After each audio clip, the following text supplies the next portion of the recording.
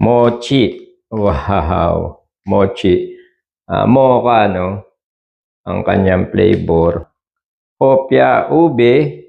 Hopya kondol. Special mini chiffon roll.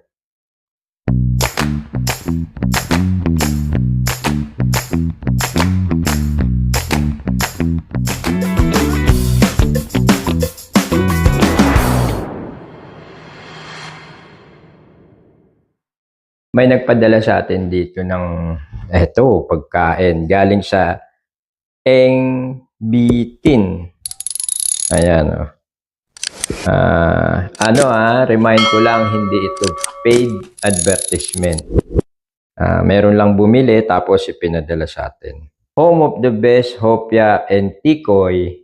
Number 1 Filipino-Chinese delicacy brand in the Philippines.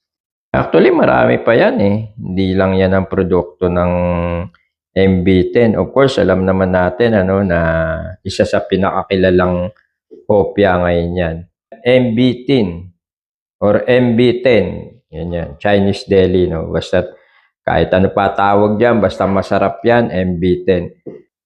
Mochi. Wow. Mochi. Mocha, no? Ang kanyang flavor. Titikman natin isa-isa yan. Ayan. And then, of course, yung kanyang hopya ube. Since 1912 nakalagay dito. Tagal na rin pala talaga ng of course, MB10. Bagay, madalas ko mapanood sa interview to. Nakalagay nga, ganun na siya katagal. Marami ng kwento to eh. Pati itong kulay nilang to, may kwento to kung bakit purple eh. Yung kulay nila. Ayan. Ano naman to? Hopya kondol. May nagsabi sa akin na ito raw hopya kondol, ito raw yata yung hopyang baboy. I don't know kung totoo. Ang ginagamit nila is corn oil. Ayan.